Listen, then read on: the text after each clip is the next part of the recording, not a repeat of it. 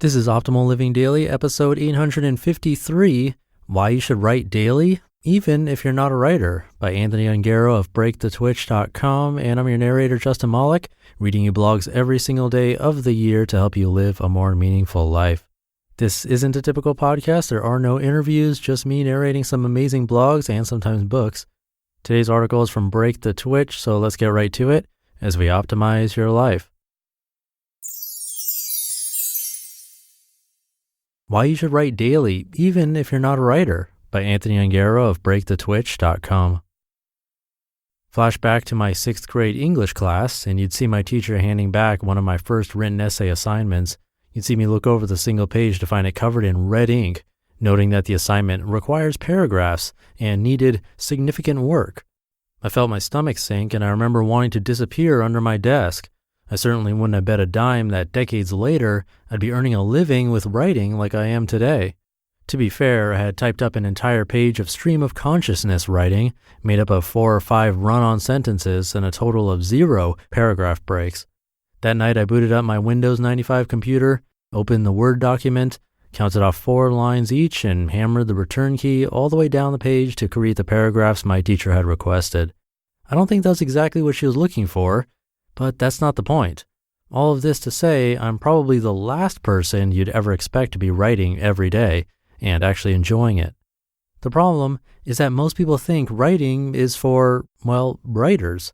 After all, if you don't have dreams of writing one of the next best-selling books or having your blog posts read by thousands of people all over the world, why on earth should you be writing every day?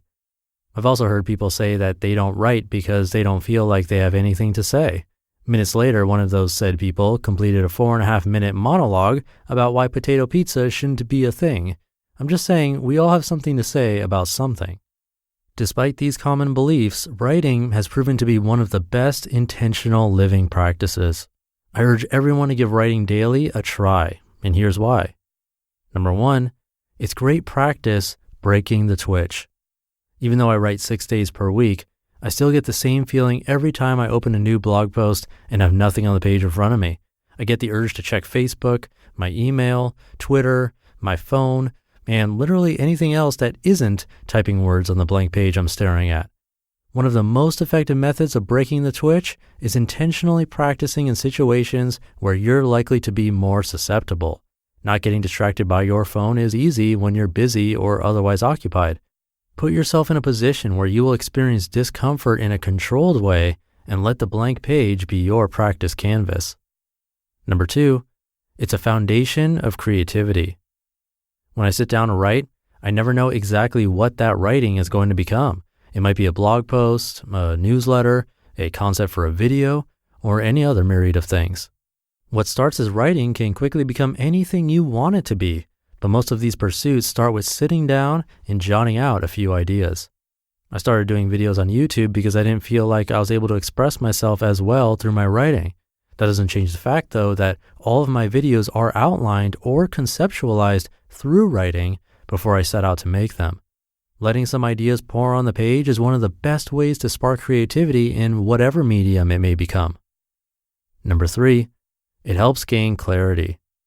Someone very important and famous once said, quote, "You don't write because you have something to say, you write to find out what you have to say," unquote. Or something like that. The point being, sure, sometimes you'll feel inspired by a really bad burrito you had at Chipotle and run up against a 1,200 character limit on the Yelp review form. Every now and then, that sort of thing definitely does happen. More often, you'll sit down with an idea in mind and begin exploring it as you put words on the page. You'll be surprised to find what comes out when you show up regularly and start putting words down in front of you. As a perfect example, I had only thought through up to this point in this very blog post before I started writing it.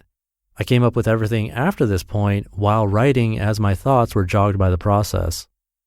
Number 4, it's effective in clearing the mind. For most of us, there's a lot going on up there almost all the time. Writing allows us to get those ideas out into the world, whether we choose to share them or not. Your writing may never see the light of day, but knowing that something you thought up is written somewhere allows your brain to start connecting the dots elsewhere. It's like taking a picture of something you decide to declutter from your home. It helps to know that there will be a record of it somewhere if you want to look at it again someday. When I write, my brain relaxes as if it were finally assured that those important ideas would no longer potentially go forgotten. The anxiety that comes from an idea had and lost slowly fades into the past. It's a beautiful feeling.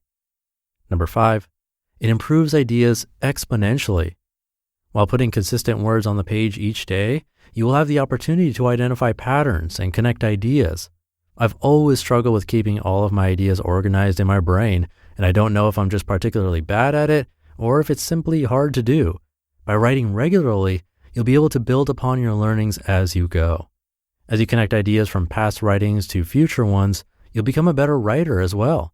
If you choose an amount of words to write every day, you'll literally be practicing every day, even if it's just a little bit. Not only will it completely knock out writer's block, which I'm convinced isn't a real thing, but anytime you have to write for an assignment or a work project, it won't be nearly as intimidating. You know how to sit down and write, so you just start. Number 6, it helps you get comfortable with mistakes. Good writing is about writing regularly, but great writing is all about rewriting regularly. If you feel like you don't know how to say exactly what you're trying to express, just put some words down and get some ideas on the page. Imagine writing as a sculptor might sculpt her next piece of clay. Trying to write a perfect sentence is like that sculptor shaping a nose when there is no head to put it on.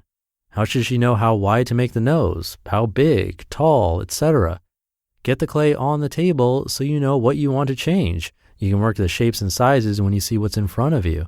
In the same way, get the words out on the page and you can mold them to your liking on the second and third way through. Get used to making mistakes and writing imperfectly because it's the only way to get to the result of the best writing you're capable of. I may not be the most skilled writer in the world, and I don't believe I desire to be, but writing has become a core part of how I spend my time nearly every day. It aids in every aspect of what it takes to be a creator instead of a consumer. Even if you're not a writer, I highly recommend that you try daily writing as an intentional living practice. Start with a small goal of writing for just 10 minutes per day, or try targeting 100 words per day. If you want to take it even further, start a blog to begin sharing your progress and ideas with the world. It doesn't have to be a lot, but it does have to be consistent to see all the great benefits that can come from it. You can take it from me, the unlikely writer, that it's absolutely worth the effort required. You just listened to the post titled, Why You Should Write Every Day Even If You're Not a Writer, by Anthony Ongaro of BreakTheTwitch.com. I couldn't agree more, and definitely check his site out. If you enjoy this podcast, it'd be awesome if you could share it with someone, anyone, a family member, friend, coworker.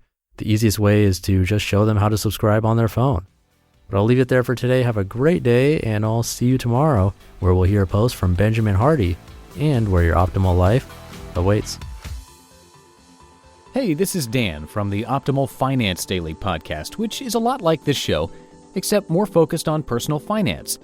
Justin handpicks the best posts he can find from blogs and authors like Ramit Sethi, Mr. Money Mustache, and more, and I read them to you 5 days a week. So if you enjoy this podcast, come on over and subscribe to Optimal Finance Daily too. And together, we'll optimize your financial life.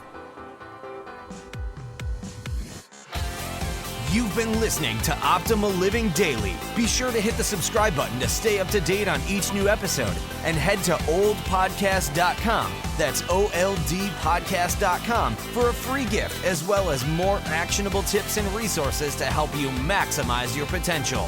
Thanks for joining us, and remember, your optimal life awaits.